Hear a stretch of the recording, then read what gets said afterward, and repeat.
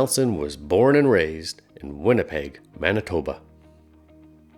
An honor student who enjoyed sports, Nelson got involved with the Friendship Center movement as a young man and spent the next 4 decades of his life as a force for change for urban Indigenous people and especially youth, never missing an NAFC Youth Forum.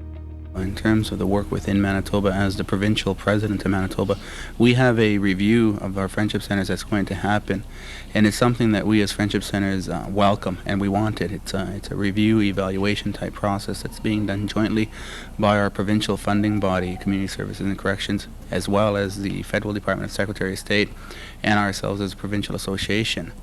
In terms of the review, we are going to be looking at having a very clear definition of the role by all 3 parties in terms of us as Friendship Centers within the province of Manitoba and lead towards tripartite negotiations for our funding.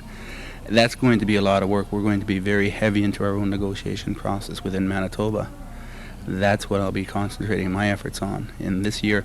And the other priority we've got in Manitoba is the Manitoba Youth have organized similar to the National Youth, and they are now part of the Manitoba Association of Friendship Centers organizational structure. And we have some work to do in that area in terms of development of the youth and their organization. So we'll be working alongside of the Manitoba Youth President in that area. His life's work was spent connecting with as many youth as he could in a positive way. As someone who dedicated so much of his life involved in the Friendship Center movement, he was truly proud to represent with respect for each person whom he believed were the heart and soul of the movement. He served locally, provincially, and nationally within the Friendship Center movement and attended every youth forum since its inception in 1985.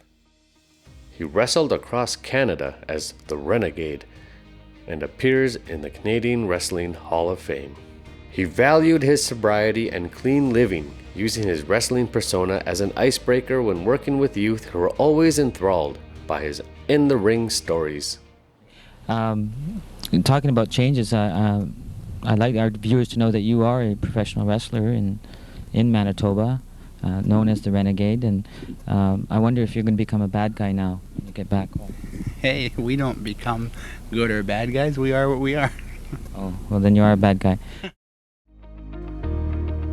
Friendship Centers were many things to many people, but to Nelson, there were special places where Indigenous people could safely gather together to learn and celebrate the richness of our diverse Indigenous cultures. His involvement reaches back several decades, which during this time he was able to meet many dedicated people who worked tirelessly to help make the lives of urban Indigenous peoples better. His devotion to the Friendship Center movement was emphasized through his ongoing support and involvement with Friendship Centers from coast to coast to coast. His life's work was spent connecting with as many youth as he could in a positive way.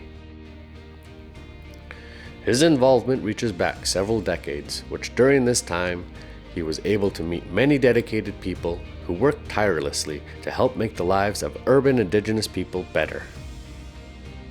Nelson was a hero to all those who knew and loved him, whether they were his family, friends, associates, staff, government officials, wrestlers, or wrestling fans. He loved to educate about the benefits of positive youth leadership programs and services. His leadership was driven by his on-the-ground experiences alongside his commitment to the movement and was highly emphasized through his ongoing work. It is with the utmost honor and respect the youth within the Friendship Center movement created the Nelson Mayer Youth Recognition Award in memory of Nelson and to carry on his legacy.